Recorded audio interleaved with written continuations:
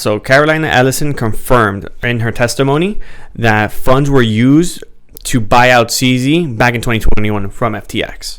So they used customer funds to buy him out. And then Sam used customer funds to pay off politicians, which also have been sent out clawback letters. Well, they have also been sent letters to return the money. Oh, really? They just haven't, no one said anything. But ideally, they can take all that to court to get that 100 million and plus whatever CZ got paid.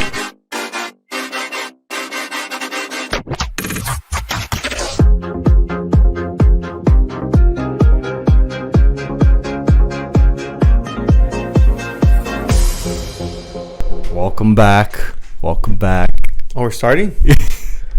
To another week. Oh, sometimes crypto. The unscripted. Crypto podcast. Hey, yo. Here we go. We're here for another one. Another week. Lots of news. With some fun stuff that happened this week. Oof. Some fun stuff happened within the last, 48 hours? 24 hours? Oh, no, not from the time this gets posted, though. Nah. So this will get posted probably Thursday. Thursday, Friday? At the rate these things have been going, we may have to change dates. That's for later problem. We'll let you know. But Monday, some big stuff happened. Was it Monday? It was yesterday. Oh, yeah, today's Tuesday. I'm sorry, I forgot what day it was. My fault. The days get jumbled up sometimes. Yeah. We had an ETF approved. Approved for 30 minutes or less. Or less. And then immediately not approved. Then it was like, nope, not true. Let me pull up. Let me pull up the tweet because I think it was Cointelegraph. Cointelegraph. Or was it CoinDesk? I don't remember right now. It was one of the big ones. It was one of them. I wasn't even aware of that until you made me aware of it. I called him that night. I'm like, did you see what happened this morning? I called him midday. Yeah, I was like, nope, I haven't been on my phone. Because I get a lot of information from my phone. Don't we all? But yeah, Bitcoin pumped because of that news. Slightly. For a brief moment, there was a God candle. People were. It was a God candle. I was like, damn, I haven't seen one of those in a long time. By the way, it was Cointelegraph. Cointelegraph. So what happened with Cointelegraph? So I didn't see the tweet go. I didn't see none of that. I just so happened to be opening up Coinbase to check Bitcoin at that point in time, like at 10:30. Because I was with my coworkers talking about the prices, and I open it and I see that Bitcoin went up to. I saw it at the current price was 28,000 from the 26 and some change where it was at. And then I go to the daily, to see the full chart, and I see you peaked at 30. And I was like, what the hell happened here? Where did this little rally come from? I'm like, okay. I'm like, we're going up. Thinking it, by the time it was already 10:30, it was already debunked. It was false alarm. Yeah. So I'm like, okay, let me watch some crypto banter as I work to, just hear what's going on. And in that same episode, he's talking about how he got a live alert saying ETF approved. Everyone in the chat, he's on, everyone's going, oh, snap, ETF. Literally everything changes. Yeah. And he's there going, oh, snap, Bitcoin's rising. Oh, is it real? Has it happened? Did they just approve one? Oh. And out of nowhere, some time goes by and someone on their live new feed goes, false alarm, fake news. Fake news. And he goes, no, it can't be real. This isn't real. It can't be true. Fake news. Damn.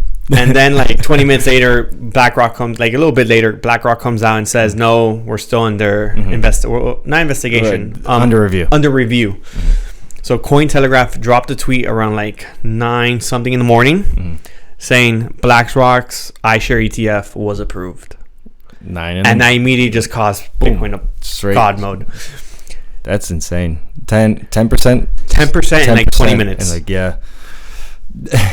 I saw the notification for 5%, and then I saw a notification later on. But after it happened, 10%. I was like 10%, and then I didn't have the chance to check it out. But then I was like, oh, whatever.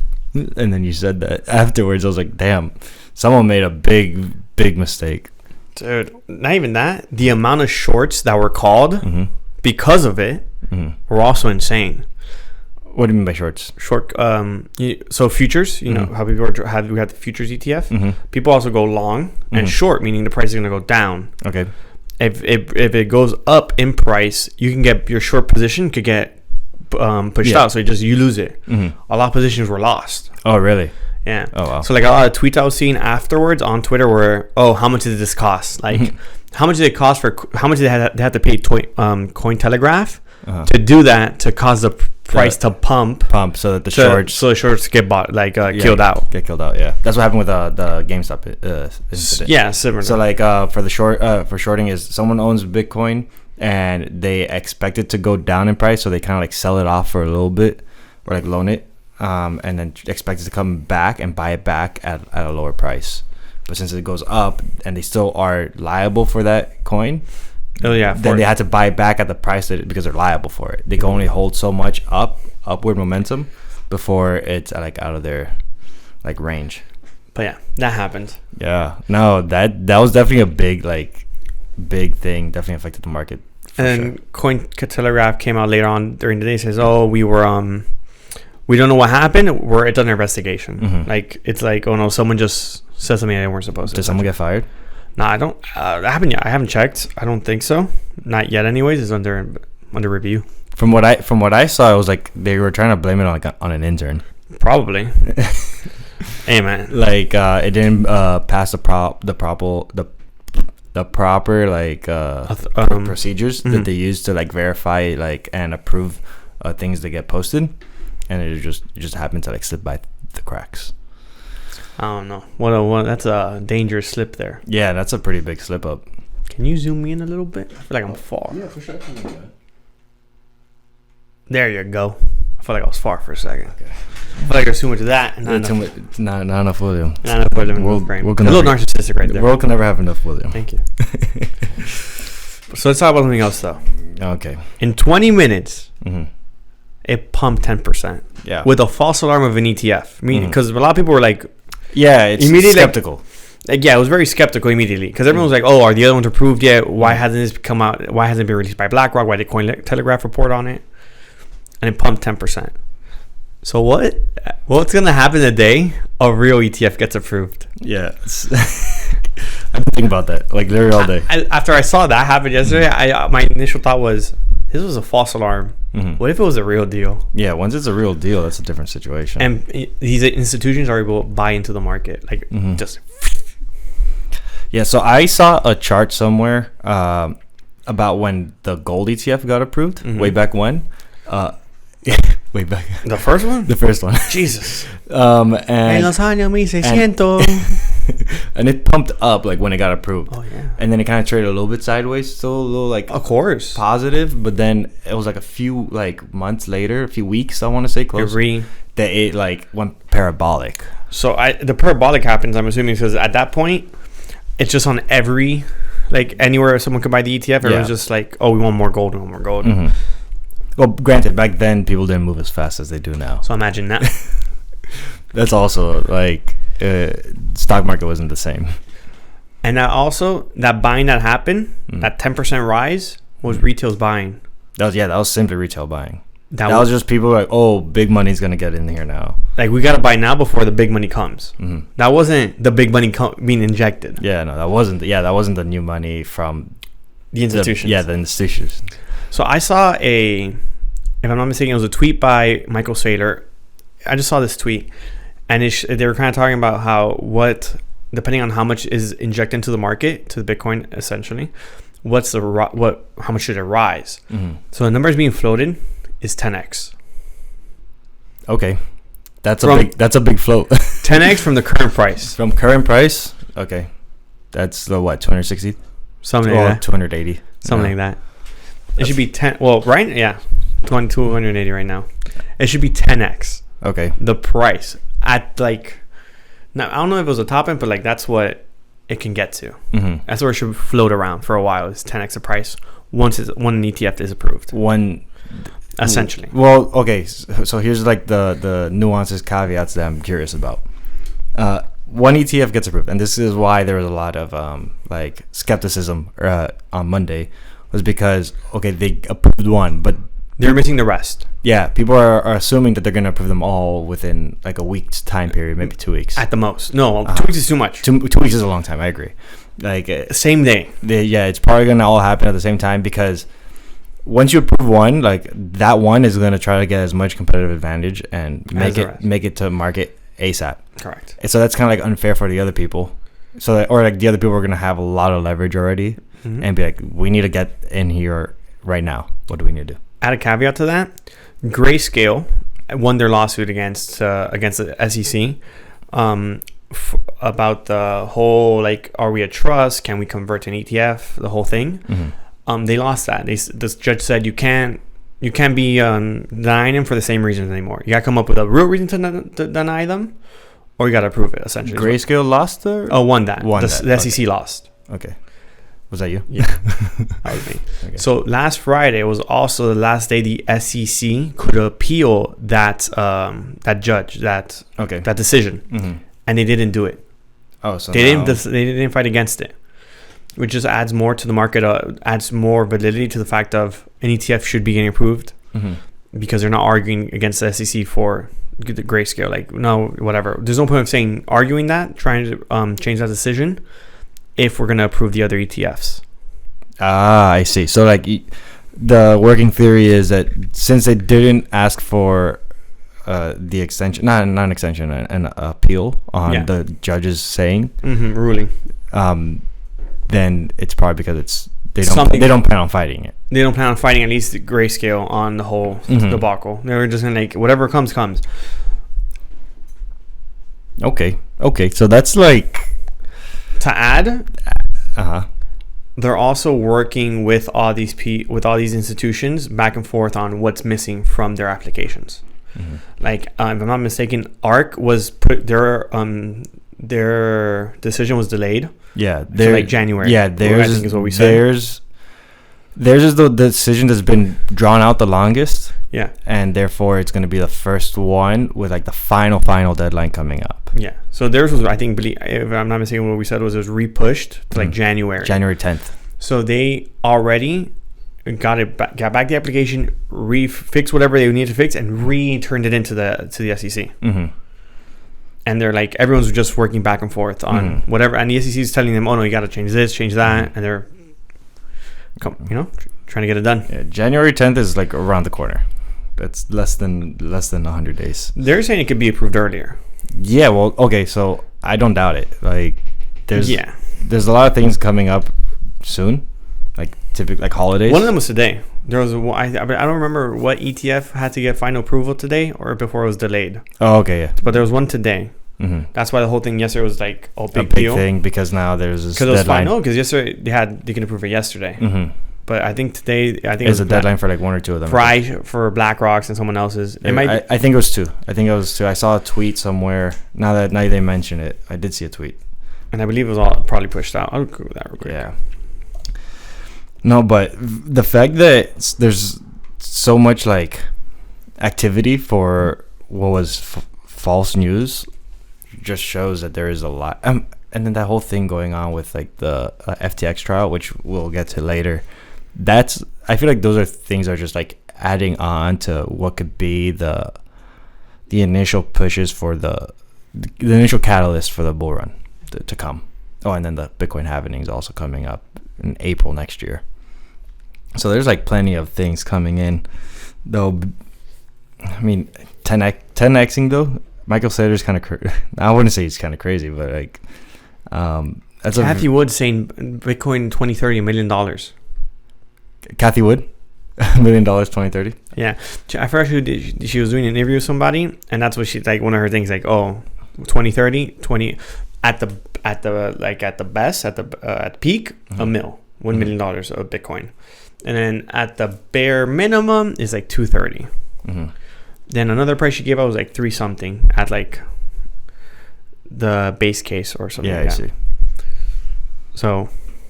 Yeah, but Kathy, I think she's notorious for being like the most bullish on it. Like Chase, JP Morgan's the most bearish. They give the most conservative reports, and even their reports, I think they're reporting 40, 45 for like next year. Yeah, for like next year. Right after the Bitcoin halving, which means like, oh, then it's a solid investment for like one like short term ish, like in terms of like what JP Morgan said. But then again, there's still a lot. Like, I just feel like I know for a fact the thing that's holding it back the most is that ETF decision. Once ETF and big money gets into it, then there's like that's just gonna release the floodgates. You searching something up? Mm-hmm. Oh, okay.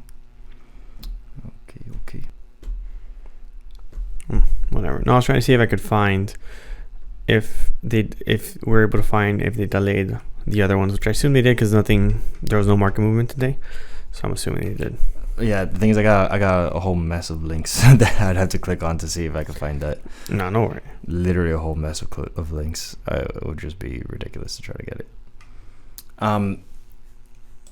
So, in terms of legalities and things going on, Gavin Newsom, the governor of California, signed a bill on Friday last week, known as the BitLicense bill. Mm-hmm. It's very similar to a bill that was passed in New York in 2013, pretty much giving the DFPI, the Department of Financial Protection and Innovation for California, the jurisdiction of coming up with like legal regulation for crypto and digital assets within the state of California. New York has this whole thing, and it was a very controversial thing back then when it first came out because everyone was like, this is ridiculous. The digital asset companies are faced with much more scrutiny than typical financial services. And their case is always saying, oh no, we need to make sure that the investors, like the consumers, are protected. That was like the main thing that they kept on saying. But since 2013, there's been dozens of companies that have already gotten the bit license from New York, like Coinbase, Robinhood, to name two off the top of my head.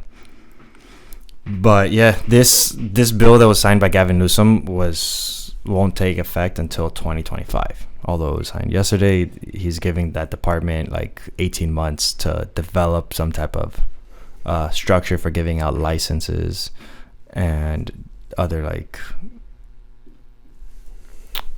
I don't know, like other legal framework for businesses that want to conduct in crypto.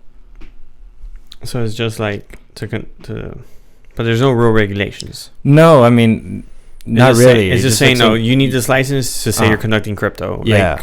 Like any sort of crypto thing. Yeah. Like to operate a company within the state of California, after that, those regulations take place in 2025. You need to meet that and get that approval to conduct a crypto license in 2025 in the state of California.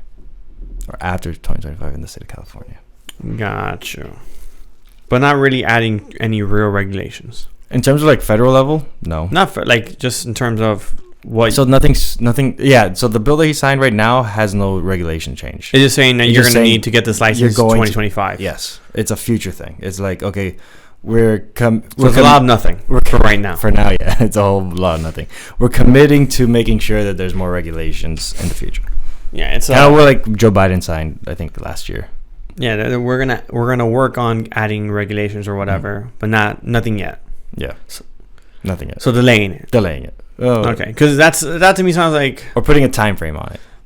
I wouldn't say it's necessarily delaying it. Come on, man, you can't trust California. Is the same state that said we're gonna ban all gas all car sales of combustion engines. All combustion car sales. Engines. There we go. Damn, I worded that so poorly. They're going to stop selling gas-powered cars by 2030. Yeah. Or 2035 or something. And then I think a week after that, their grid goes out because they don't have enough electric power. Yeah, that was funny. And they tell people, stop charging your car so we can run and then the power grid. Get out of here. That's funny. I do remember all that happening. No, but I don't know. We'll see. At least it gives someone a deadline to get something done. Whether it's worth it, beneficial for the crypto industry or not, I don't know. I don't think it really matters. I don't think it's going to affect. Really, it's only going to affect the people in California, for the most part. But yeah, whatever. What's going on over there? You got anything else? Besides for a second, just besides shitting on them. What? No. Besides shitting on California and their lazy governing, no. I got much sad on them. I see. They got other problems to deal with, in my opinion. They got more. I don't live there, so I can't speak for somewhere I don't live. Yeah, like traffic. They gotta deal with a lot of traffic. Sure. Sure. Someone was like, sure. Yeah. Whatever you said. Whatever you want to say. And that's what you want to say. That's right. I try not to be too rough, William. They got a lot of stuff going on. I just speak my mind. Yep.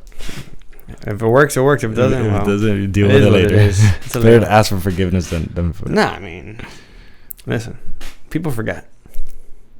Yeah, people do forget. I forget all the time. Okay, got any other news you want to go on to? No, just had the ETF thing. That was fun. So I got a question. Ask and I shall answer.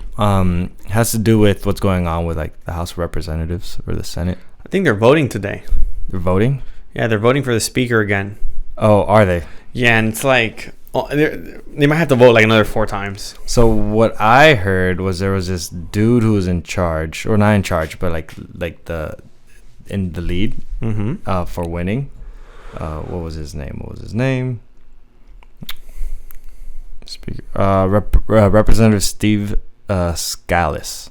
He was a majority leader, and he ended up dropping out of the race. Like he doesn't want to be the speaker anymore because there's just a handful of, like, to become the speaker you need 217 votes. Yeah, and there's a handful of people that just are not willing to flip or like commit to voting him in.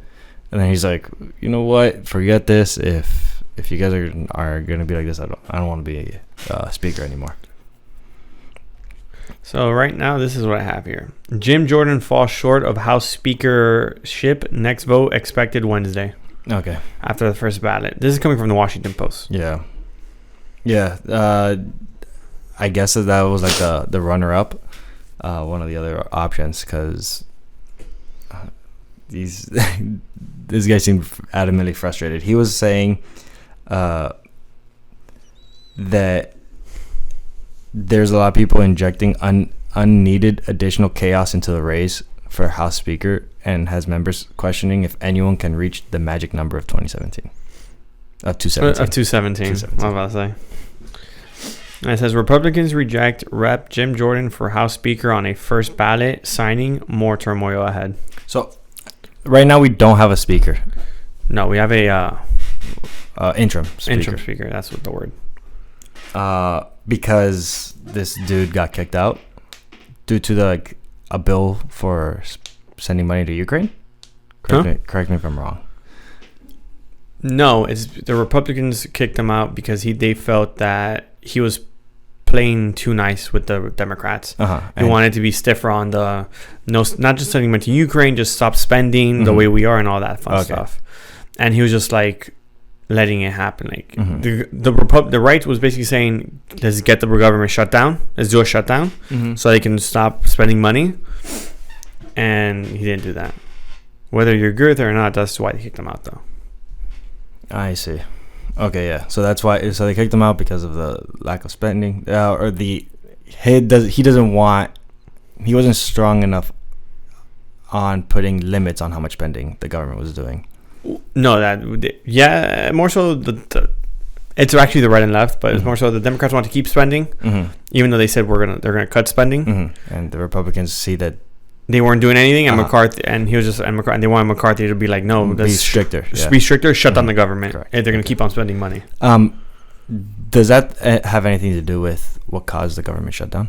What or there was like a government shutdown, or I don't know if it ended up being a shutdown. No, they ended up postponing McCarthy. They extended 45 days because McCarthy went under the agreement of stop sending money to Ukraine, but you can keep on doing everything else, essentially. Okay, and then there were some other things I just don't know the exact. And now they have until like November till the government risks shutting down again. Correct, essentially. Okay, yeah. I asked all that because this guy who's currently the interim chair, interim speaker, he's the chairman, Chairman Patrick McHenry. He's chairman of the House of Financial Services. And pretty much his main responsibility is dealing with all the crypto regulations. They're overworking my guy. Huh? They're overworking my guy. Yeah, essentially he cannot dedicate any time right now to the bills that are in the Senate for crypto because he's too busy dealing with the House. Yeah. Can you let my man's work? I said Senate, my bad. The House. Yeah, there's two crypto bills there in the House that are waiting, and he can't do it. Oh. It's all deployed. Yeah. Yeah, so one of them, it says it's to set up the government guardrails for the U.S. stablecoins. And then the other bill is to establish a wide-reaching system of regulations for crypto markets. I think the guardrails for stablecoins is definitely an important one for the government. Like if the government's looking at how crypto is going to be affecting the world, getting a better understanding of how stablecoins should be working, or will work, or how they could make it work within their system. I think it's super important for them to understand. However, wide-reaching regulation, good luck, because that's always seems like the troubling part when it comes to decentralized technologies. You can't regulate decentralized technologies. Well, you can't the front end of it. Yeah. Because I heard in something of that they want to start cracking down on DeFi, and they can't crack down on the back end of it, like the actual decentralized part, but they can go after all the the domains, because that has an owner that's registered to somebody. I think it was, I don't remember exactly. I would have to look it up. I believe it was Avalanche, or one of these DeFi. Aave? I don't remember. Okay. But they might start implementing KYCs because of that. Oh, really? Yeah. Yeah, because I know for the most part you could definitely get onto DeFi exchanges or DEXs, decentralized exchanges, with no KYC. All you need is a wallet and a VPN. If you're in the United States, that is. In other places, all you for the most part, you just need the wallet, because there's not much restrictions around the world. There are some places. I think Canada's also one of those. If you're trying to get onto some DeFi, decentralized exchanges. But then again, DeFi protocols are pretty much DEXs also, but it's slightly different because they have a specific things that they're focusing on. DeFi is DEXs is mostly for trading. Yeah, but that's one way they want to go after DeFi.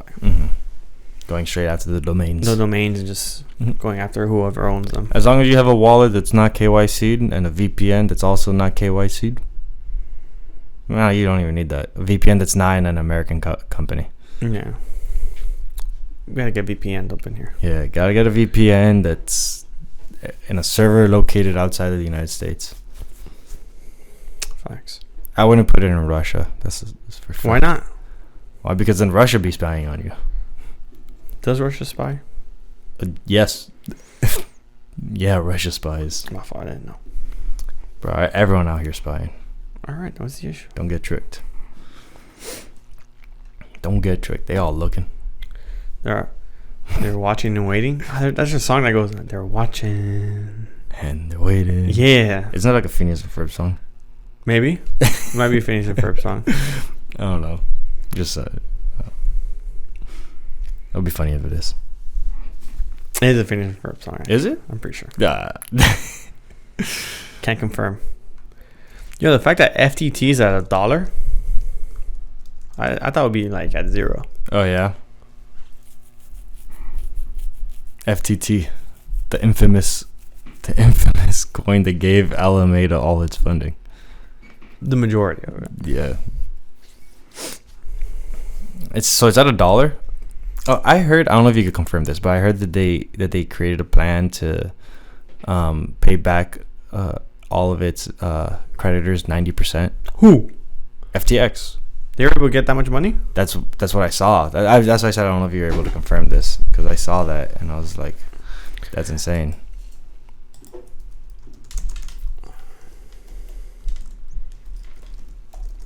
I can assure you what I'm searching up has nothing to do with what you're searching up.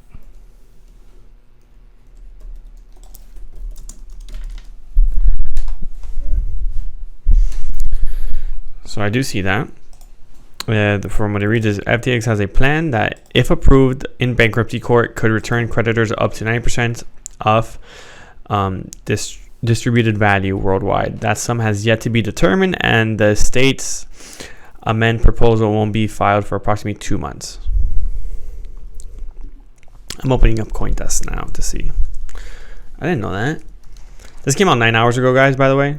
Okay, yeah, because I this is very recent. Yeah, I wasn't gonna bring it up because I didn't have time to like check it out and like actually confirm it.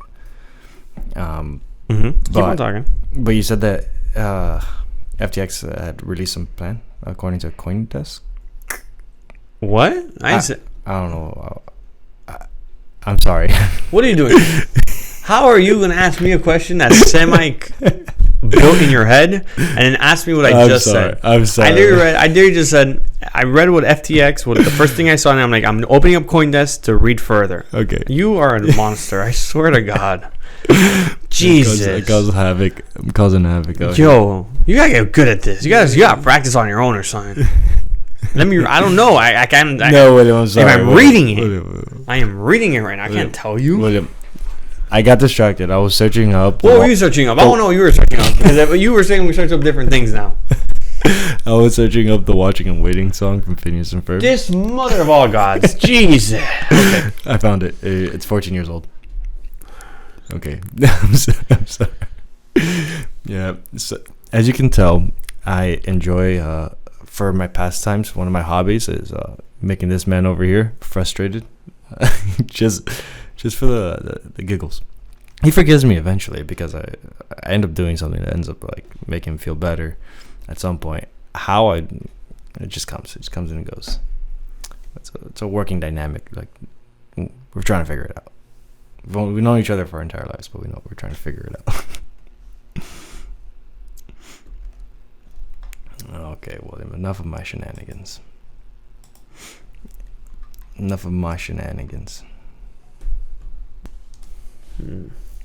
So they didn't really say what the plan was here.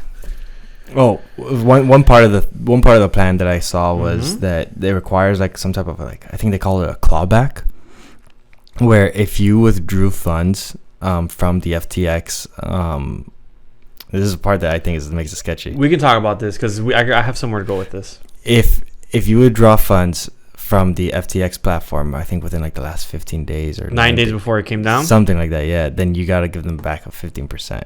I see that, yeah. So I'll read it to you because it does say that here. I could read you the entire thing if you want, or you want to read it since you read better than me. No, you can practice. God damn it. So it says the debitors propose dividing missing customer assets into 3 pools based on circumstances at the start of the Chapter 11 cases. Assets segregated for FTX.com customers, assets for FTX US customers, and a general pool of other assets.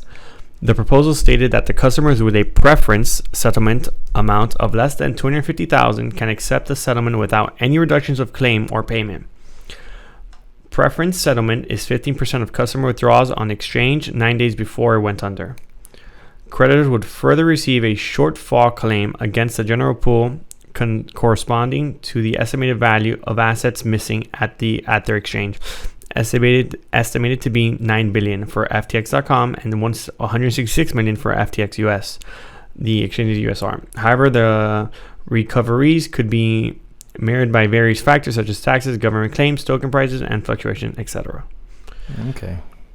It says, furthermore, the debtors could exclude any insider affiliates customers from the settlement who may have known the commingling and misuse of customer debits and corporate funds, or those who changed their KYC information to facilitate withdrawals when they were held. The debtor said that the payouts for these customers may not reflect their value of the FTX debtor's claims. So they're gonna exclude anyone that knew that there was a whole You bunch. can't prove that. You can't prove that someone knew. Yeah. If anything, There's ways of proving it. not if you're the trader guy. Just If you have a text. so, because to that extent, Mm-hmm. I don't know if you heard it, but Carolina Ellis did a all hands on deck meeting. Mm-hmm. That literally was a recording of her before everything went under Chapter 11, telling the entire Alameda team what's going on. Mm-hmm. They on you. Okay. Should they all not get their funds back if they on you at the very end there? At the 9 days before. 9 days before, and they drew back. you couldn't. They no. One of the girls there asked, "What about people who work for the companies? What can we do with our assets?" And they're like, "As of right now, you're nothing we can do because they already paused withdrawals at that point in time." I think. Okay. Yeah. So if they've already because if they've paused withdrawals. Yeah, because that's what it says here. They were able to change their KYC preferences to then get around it. Oh, I see. Okay, yeah, no. If you did that, then yeah, you definitely don't. I don't think that's fair because also I work I work for that company. I don't know that Slime's what they're doing is going on. My funds are still there. I work for this company. I'm getting my assets out of there. Why? And you can technically get it's a crypto. If I put it on some wallet, you can't come back at me, bro. Like that's not. Yeah, I see where you're coming from. That's not like your fault. That's something that your employer did. Exactly. And you're just trying to secure it. Like it's like you're not harming anyone. You're just making sure you're not destroyed. Yeah. Which I will say, Ellison knew this was going on a year before it happened. Oh, essentially. Yeah. Oh, really? A whole year? So apparently, from the very beginning, the $8 billion when FTX first started, they couldn't get funding. They couldn't get banks. But they went through Alameda. Alameda could get banking.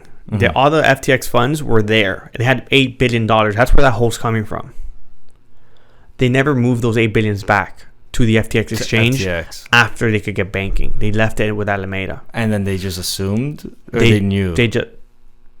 They did some shady You can't assume. You can't assume because everyone knows that money's not theirs. They just left it there and just were like, "Yeah, it's already here." You don't misplace $8 billion. Exactly. Which is the whole thing that like I was like, how do you misplace $8 billion? They didn't misplace. It was already there. They just never moved it to FTX. And then apart from that, they were just getting funds from FTX and getting loans. So you said clawbacks. To specify what clawback means is going after anyone who got paid out. No, this camera's good. Yeah, it is. They're good. They're golden. So anyone who were able to get funds from FTX, essentially, they can technically get a clawback, meaning they can get a letter saying, return the funds so we can make our creditors hold. CZ can technically get a clawback letter and go to court. Because... he was the one who, No, not because of that. Triggered it. Because they bought out CZ... from the shares he had of the company. Remember my whole thing, CZ was a part owner of the company. Oh. And then FTX bought his out with the money from creditors. So he can get a clawback letter to give back the money they bought him out with. Whatever that amount was. It could have been billions or millions. And just 15% of it. What? I think it's... Well, his could be for all of it. Yeah, his could be... Yeah, true. His could be for all of it. The 15% is just for... the people who withdrew. Who were able to withdraw before it went down. Yeah, that's... CZ is all of it. The same letter... And CZ's still liable for all that. For what he... Technically, yes. It's the same thing with the politicians. It's like they got the money, but... they don't really have it anymore. So... Like, how are you going to make them pay something if they don't have it? But if it's a court case, it's a court case. So Carolina Ellison confirmed in her testimony that funds were used to buy out CZ back in 2021 from FTX. So they used customer funds to buy him out. And then Sam used customer funds to pay off politicians, which also have been sent out clawback letters. Well, they have also been sent letters to return the money. Oh, really? They just haven't. No one said anything.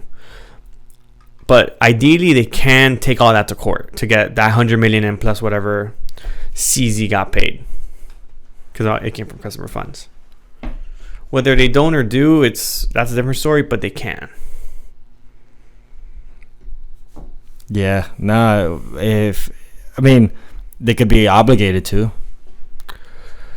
I don't know how that works. Like if the court decides, it's in court now. If the court decides, you have to take it to court. Yeah, and then they might have to pay like liabilities over time, like a payment plan. Who? The person who hasn't paid the clawback. I don't know. I feel like if you're a customer and you got your withdrawals from whatever that is, why should you be? I made it out. Yeah, of course. Yeah, that's by the skin of my teeth. Yeah, they're claiming that they're gonna give everyone else their money, but really they're just taking away the money that you secured. That was yours. I think that's part of the reason they're able to get to that 90%. Because everyone has a return there, so then equally divided. Yeah, exactly. Because apparently FTX was the run they had was like a billion a day was being withdrawn. $1 billion a day. Yeah, was being withdrawn. Yeah, this is a whole big conundrum. A lot of people are affected. Like even BlockFi was one of the companies that was affected by the whole situation. Because they gave the loans. Yeah, they gave loans to Alameda. Yeah. The crazy part is that all the like financial paperwork that they were giving out were falsified. Yeah, they were all edited to make it seem better or as worse. Per Carolina. Huh? As per Carolina. Yeah. Apparently, they were also it all was done by the order of Sam. Mm-hmm. Whether I believe that or not is a different story. Mm-hmm. I don't like how they're trying to make him seem like the great mastermind behind all this. Because I don't. They're all complicit. Yeah, they're all complicit. Because if you, I didn't hear. That's why they're all guilty. That's why I don't think they deserve a damn plea deal here. None. They all deserve to rot in prison. They're all because they all knew what was going on. They all knew very well. Like at this point, we all like it's evident.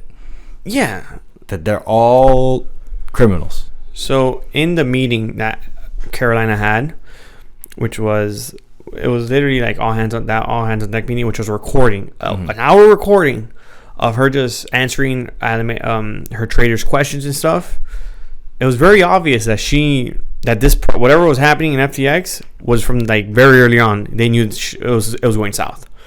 Since they paid out, she confirmed that they paid CZ in 2021 with customer funds.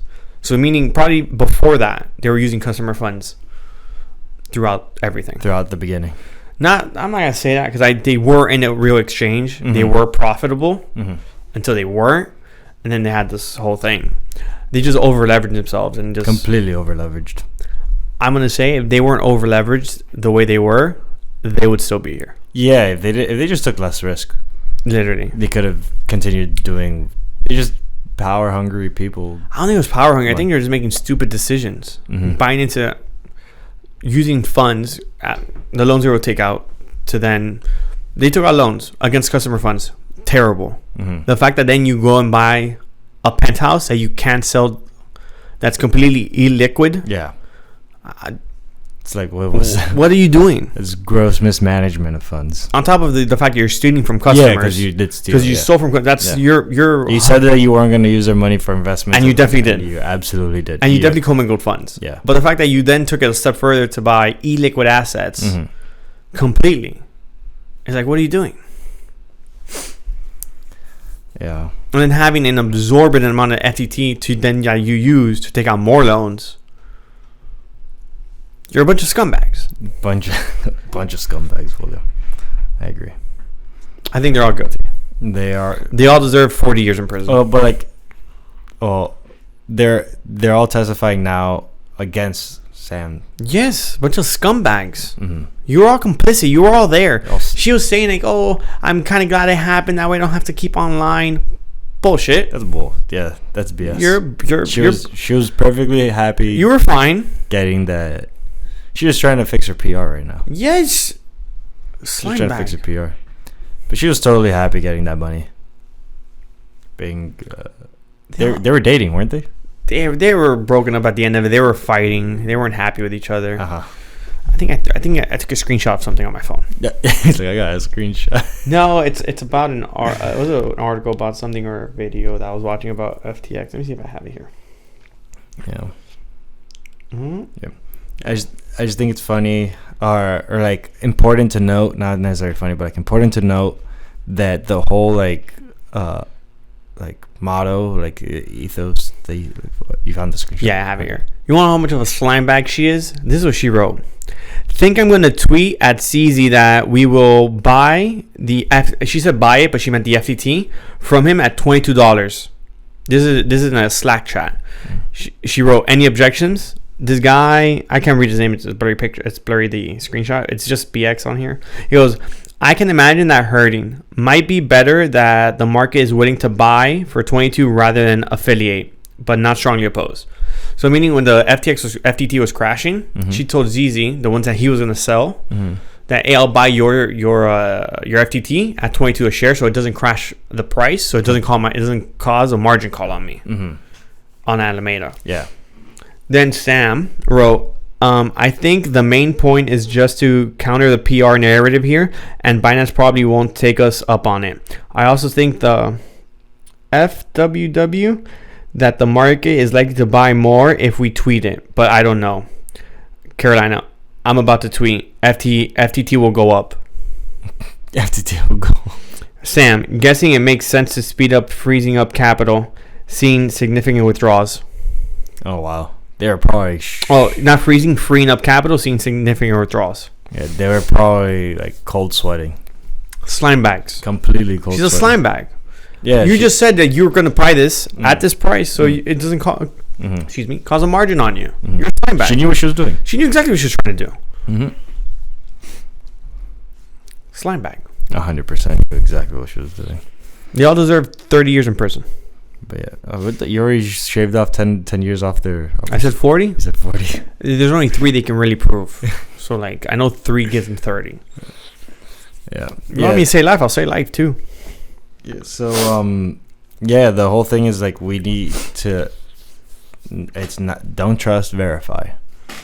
And a lot of, like, the verification processes that the companies giving loans to Alameda were, like, not consistent with typical like industry standards. They didn't have good underwriting.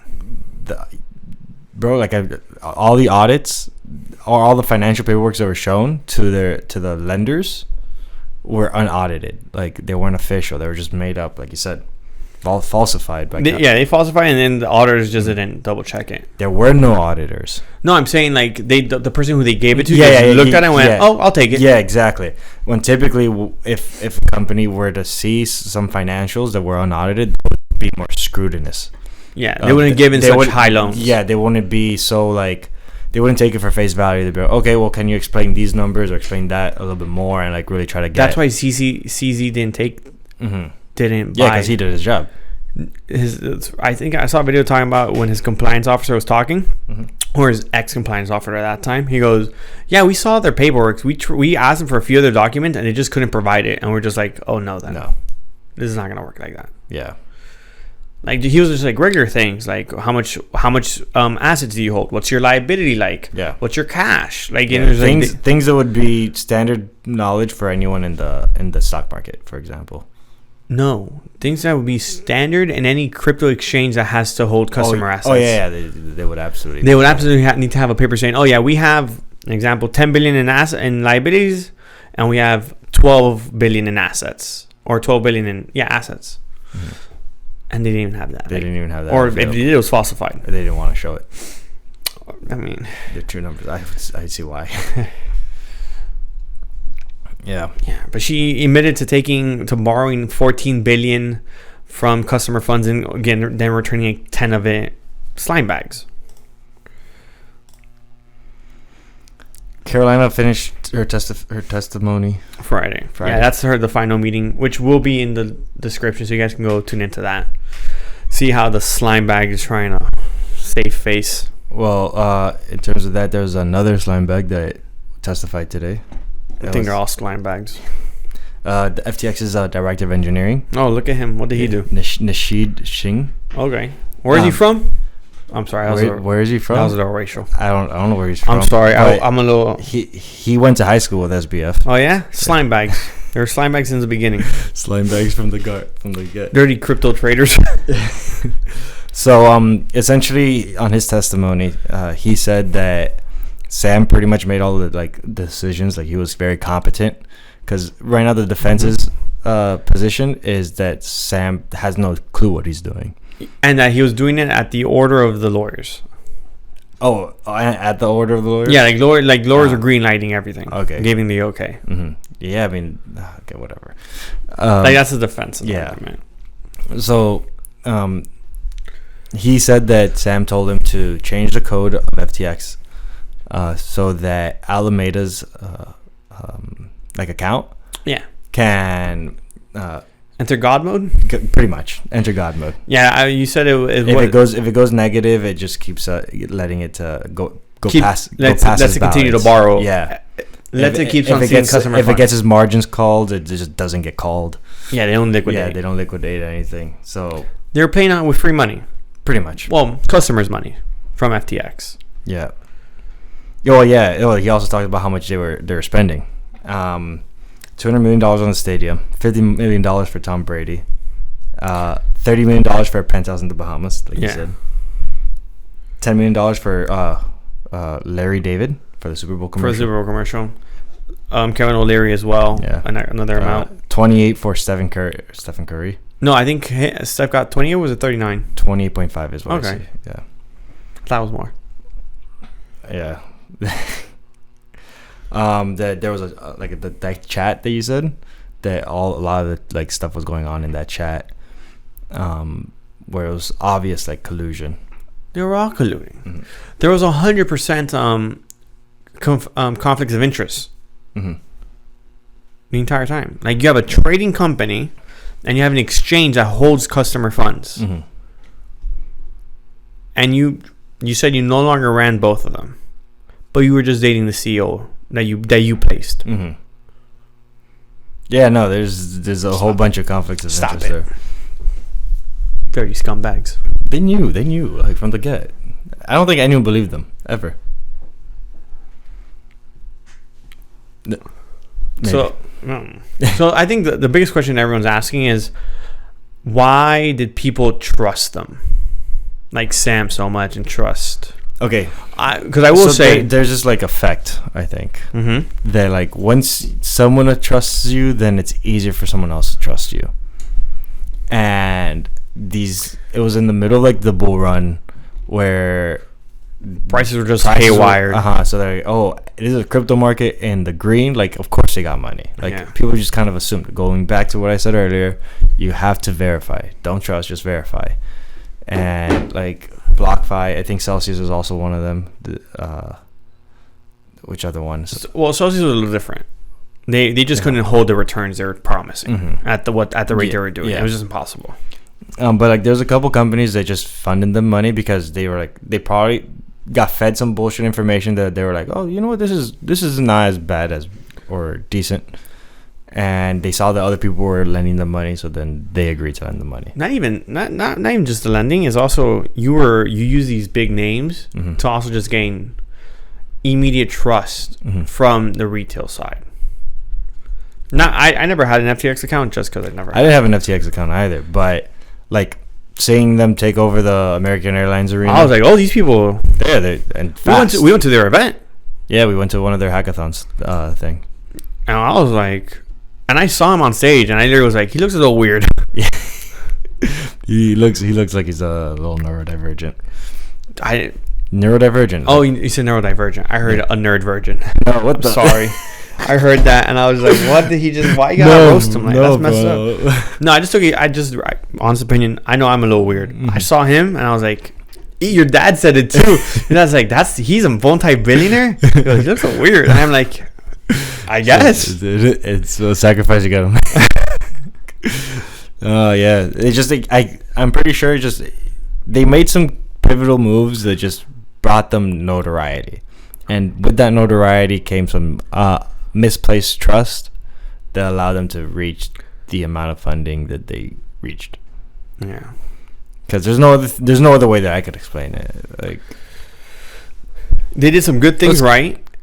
Oh, yeah, and then when they did a few things wrong, and then they just thought we'll do more of the wrong to just try to see if we can make up for it in terms of like the conning. Because it was all cons. I don't think it was cons. It was cons. What? No, I don't think it was cons. Okay. What I mean by that is, because in her meeting, if it were true, if it were to be true, if you take it at face value, what she said, if FTX doesn't go bankrupt, if the run on them does not happen, and they do stop customer mingling at 22.40. Oh, if they did stop, assuming they weren't going to. I don't want to say that. No, they weren't going to. I believe you. Once you taste like easy money, easy like that money? fake fugazi money. But you see, I don't want to say a con or at least a Ponzi scheme because they didn't need, because FTX alone did make money. Alameda was a problem. Alameda's the thing with Alameda was what was really losing money. Alameda was or causing the deficit. If FTX alone as an exchange was to function, it would have been fine. It would have been profitable.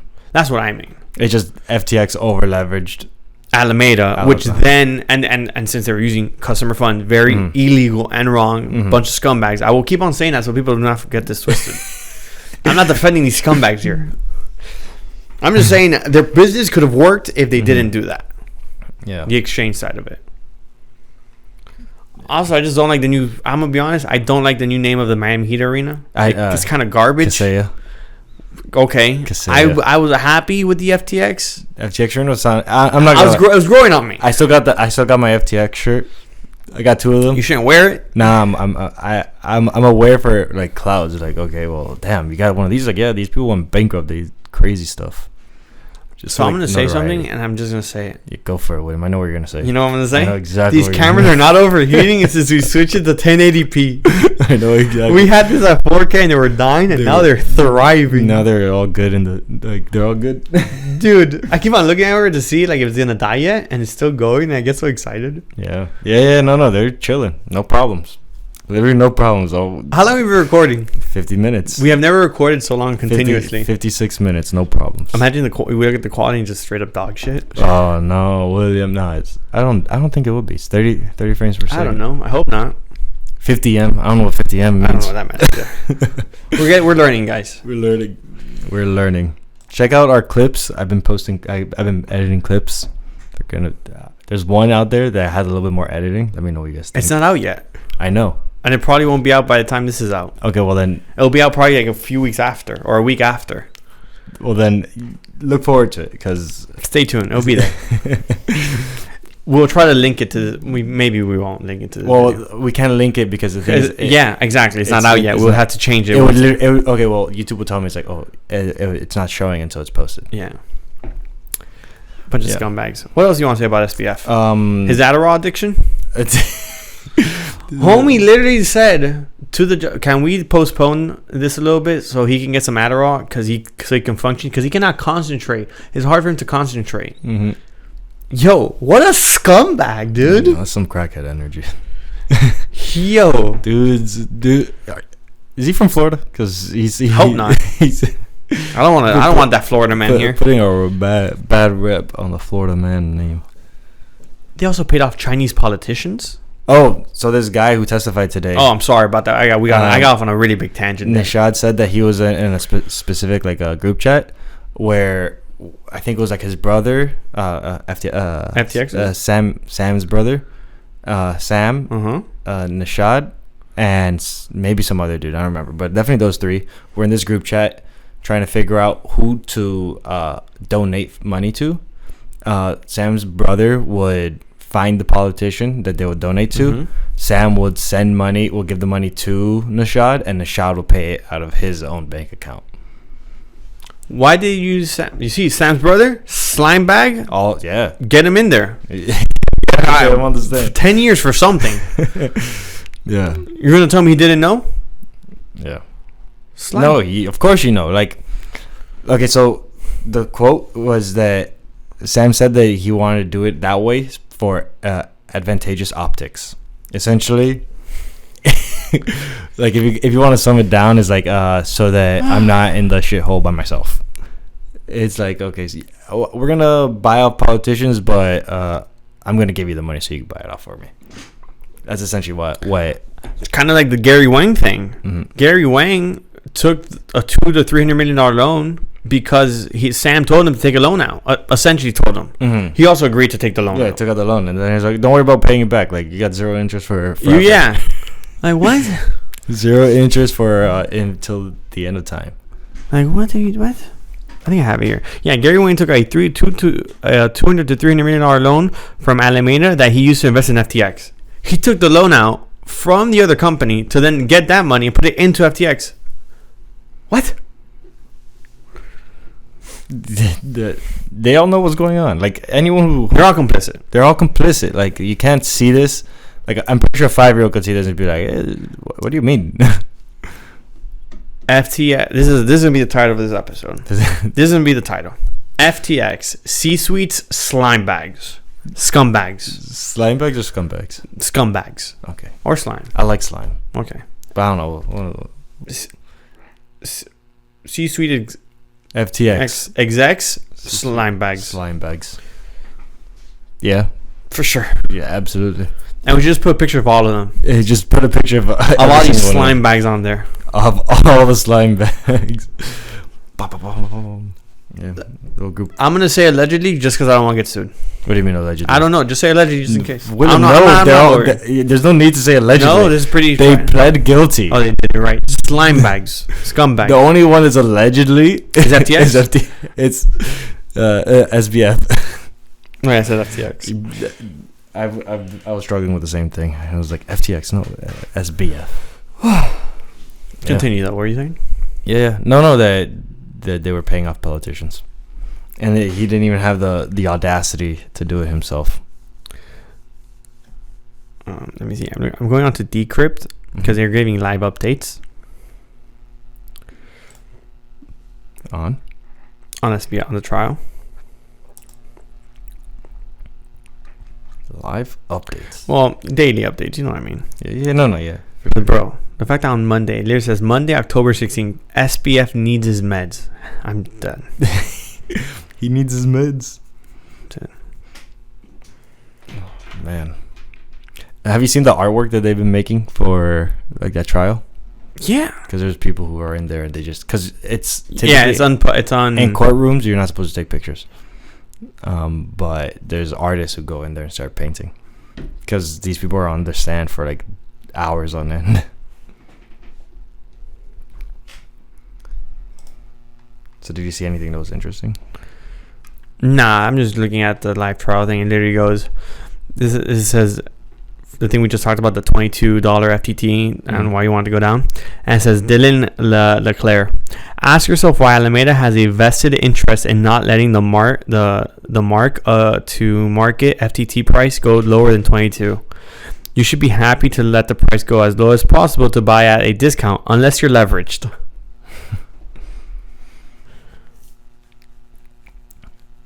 And Carolina is saying, I was overcome as emotion as she testified her state of mind as FTX and Alameda research came crashing down. She told the court she was relieved that she has no longer had to worry about what happened to people that would be hurt. You did the hurting. Yeah. They're hurt because of you. Not only did she do the hurting, she planned on continuing it. Like, she didn't want the operation to stop. Well, she did say she'll slow it down. Mm-hmm. I'm telling you, I don't know. I don't believe that. But if they were to do it, they could have probably done it. They could, yeah. They had the opportunity. But they should have done it a year ago. They shouldn't have done it at all. Exactly.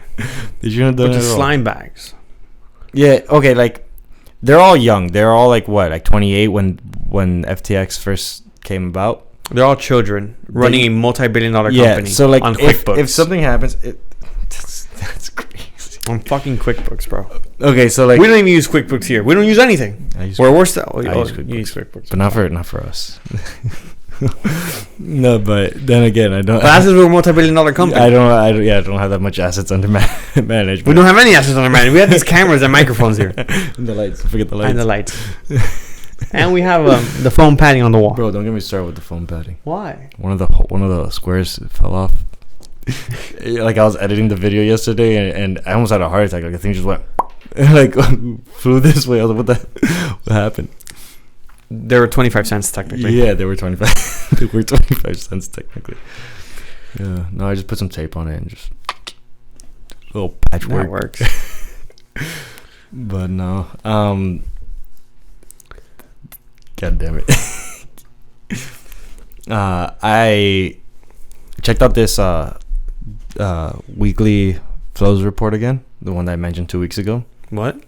So 2 weeks ago, I mentioned how crypto has been having an outflow of money for consecutive 6 weeks. Yes. 1, 2. And they had an inflow recently, last week. That stopped that, and now it's 3 weeks consecutive inflow. Got you. Granted, this is for last week's. So the week of October 9th, or like October 8th to the 14th. So when you see this, if you're seeing this at the time it's posted, it's technically 2 weeks ago. But I'm curious how this report will look like next week. After this whole CoinDesk? Cointelegraph ETF thing. ETF shenanigans that has kept Bitcoin at 28,000. Yeah, it's still holding. Which the entire market pumped. Like Sol went up to $24 after it being down. Like, well, opening up CoinGecko. Yeah, so BTC is currently holding at 28,441,000. Solana is currently at 23.98. ETH is at 1567. So on one of the newsletters, the email is the guy says that he learned that there are some things that moves with Bitcoin. So like when Bitcoin moves, BCH and STX stacks move. The stacks? Oh shit. STX is stacks. Yeah. And Bitcoin BCH is Bitcoin Cash. Yes. Bitcoin Cash and stacks seems to move in tandem with Bitcoin movement, and that they also kind of outperform the Bitcoin at times. Oh yeah, in terms of what price percentage up? Yeah, that makes sense. Bitcoin's a bigger asset; it takes more money. Yeah, it takes more money to move it. Absolutely. Oh, I guess there's something I can say about the trial before we wrap this up. The Slimebags of the scum, yeah, Slimebags, scum of the earth, scum of the earth that are fucking being tried. So apparently the jury is already like tired of the whole thing. Because for us who understand everything, it's very simple. But to a jury who understands zero about crypto and everything, they're like, they probably have already concluded. Yeah. Guilty. Oh, and just maybe say, we don't know. Just assuming. So just to add, the jury is made up of 9 women, 3 men, and for them to get a guilty verdict, it has to be unanimous. Unanimous, yeah. 12 out of 12. 12 out of 12. If not, they get like some other a hung jury. Hung jury. That's what and then they can retry, or they have to rerun it. Yeah, they would have to rerun it. Which I heard this lawyer talking about it, which you guys, I'll have the video on the thing for sure.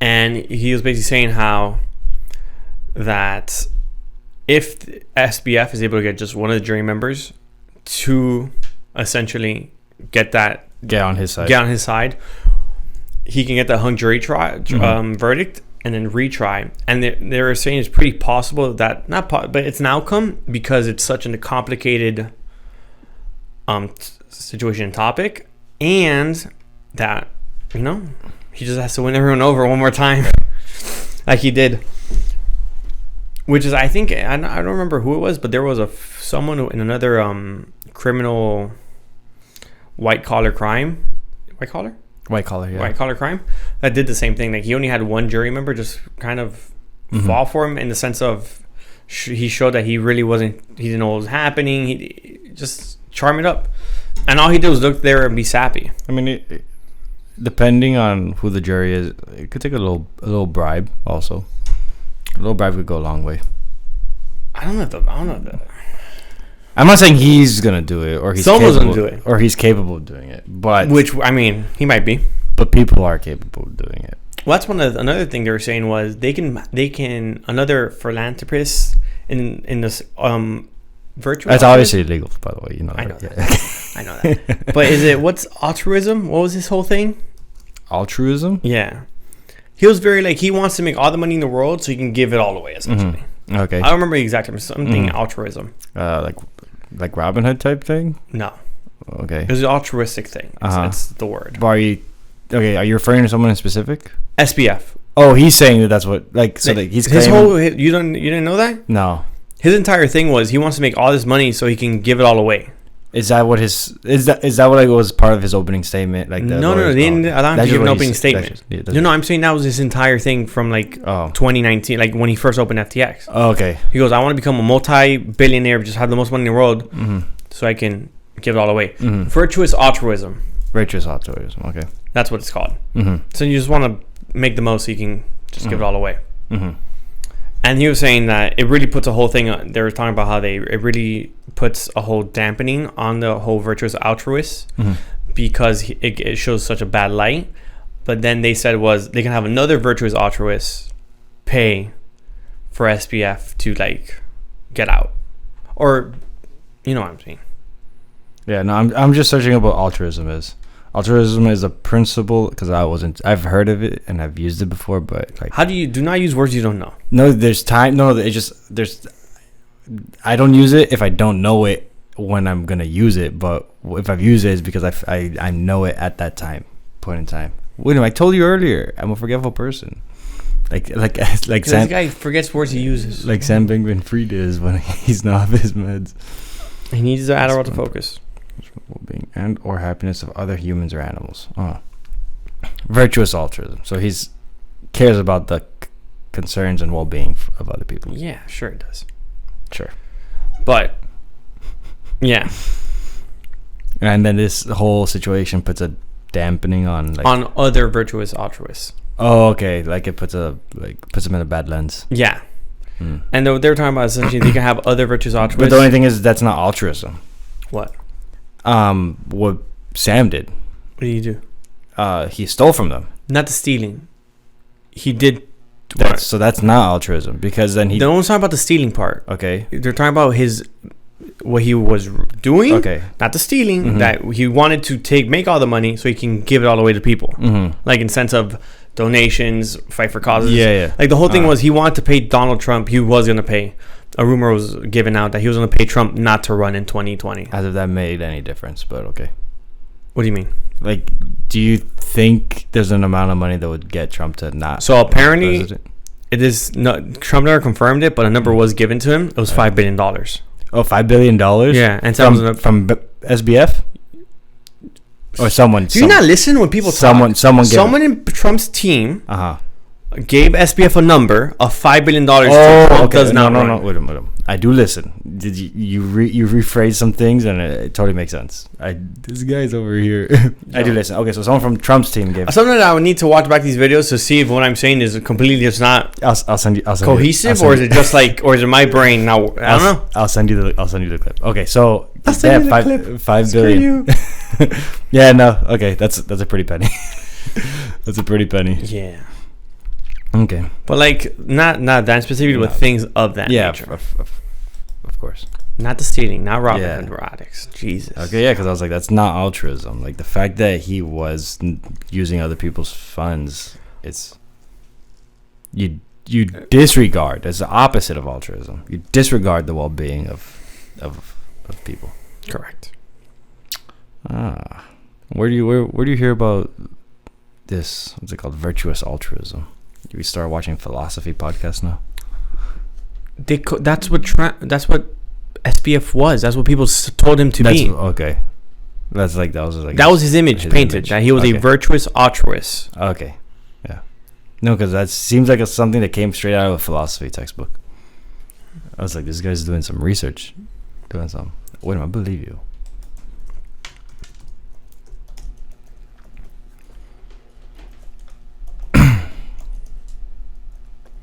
I can't even spell altruist. Coming from the guy who says don't. You're right. Don't use it if you don't know it. I never said I was good at spelling. Yeah, that's true. You never said that. You are a man of your word when it comes to that. I'm gonna try again to spell this.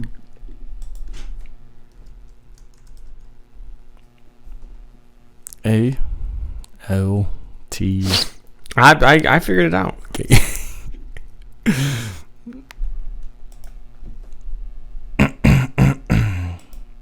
Oh no, I'm reading through this because the report talked about it, but nothing came up. Oh, whatever. Okay. Oh, well then, let's wrap up. I got nothing else to say. We'll do. Like and subscribe. William's like, you gotta make sure you say like and subscribe. Thank you guys for watching. Follow us on Instagram.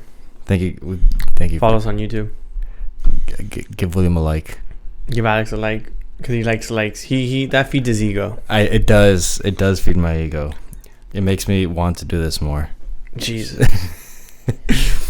and then when I don't get the likes, I get it does the opposite. It hurts my ego, but it pisses me off, and I was like, I need to get those likes. So it also motivates me. Do whatever the hell you guys want to do. I love you guys. That was very aggressive. I know. I got a little into it. Well, it's been another week of your favorite crypto podcast. Sometimes Crypto. The unscripted Crypto podcast. Ayo. Hey yo.